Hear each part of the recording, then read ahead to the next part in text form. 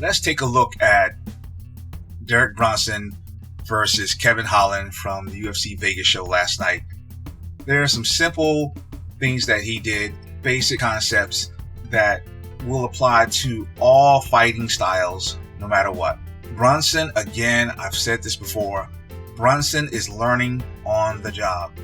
You give him a task and he is going to reinvent himself. He is going to become a new and different fighter, utilizing these opportunities to up his skill set and learn some avenues of attack that he may have ignored in the past. One of the things you saw in this fight, he actually did some jiu-jitsu, not really a Derek Brunson thing. He didn't get too caught up into the exchanges, which we knew that he was doing that from his previous fight with Shabazian. So he is truly learning on the job, truly reinventing himself. He is truly committed. You have to look inside the man's eyes and his heart, listen to his words. Everything's measured, everything's controlled, because he understands that he has this wildfire in him that he can turn on at will, but it's always been somewhat of a detriment. It's cost him in the past. So now he's at a stage where he learned the lesson that he has to control it. And that's exactly what he's been doing lately. And that's exactly what he did last night against the new upstart, the big mouth, Kevin Holland. What did he do specifically? Okay, so he selected his strikes. He selected his ranges. He selected his timing. Yes, he got caught in there. All right. But he also landed some decent punches. He got a little bit of a cut. But he was able to put Holland down as well, over and over and over with the takedowns, and in the first round, at least with one strike. So the man was very cautious, which made him very selective. That means he's learning his fight IQ. He's choosing when to go, when not to go, and he's making good use of this ability, good use of this skill, good use of this knowledge, good use of his time and energy. He played safe. When I talk about safe, I'm talking about his energy and his responses.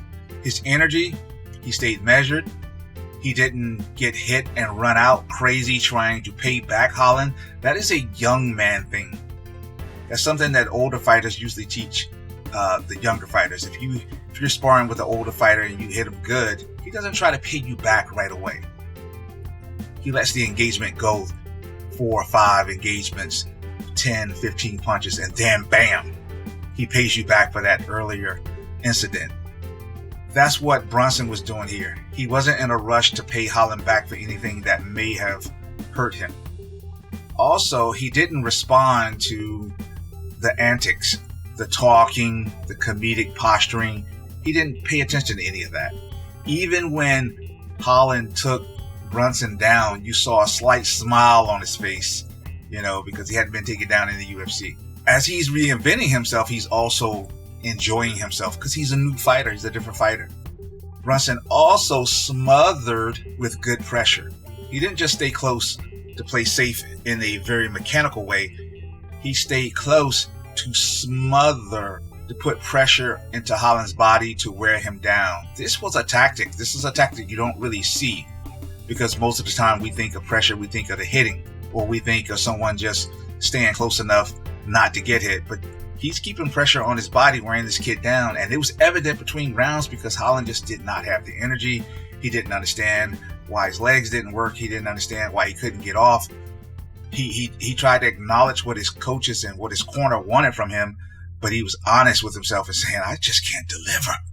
Brunson kept his attacks simple. All right. He didn't have prolonged combination attacks, and he didn't stay in any particular range or any particular position for too long. You saw him readjust positions. You saw him always stay on the threshold, looking to close on his terms. That's the key to a simple attack. He goes when he wants to go. He's not responding to Holland.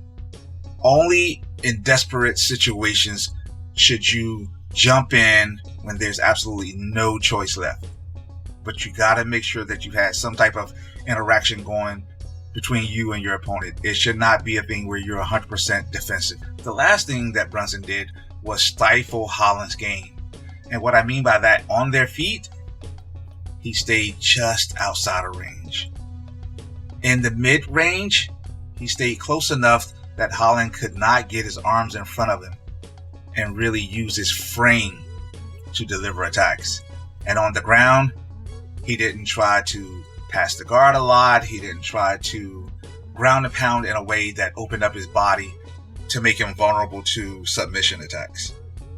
Brunson did everything right in this fight, and I think the people who appreciate this type of fight are the same people who appreciate strategy. This wasn't going to be a fight where Brunson comes in and dominates the younger fighter in his range. That wouldn't have made a lot of sense. So as far as a strategical fight goes, this is one of those fights that I would probably put in my toolbox and say, let me study this later in case there's ever a similar situation. So it was a good fight for what it was. It had to play out this way. And one of the things you have to learn as a fighter is you have to learn how to win the fight and not just submit everyone or take people out. That is the goal, but you first have to learn how to win the fight. So congratulations to Derek Brunson. I thought he did an outstanding job. I am Coach Sess. You've had words with the Mad Coach.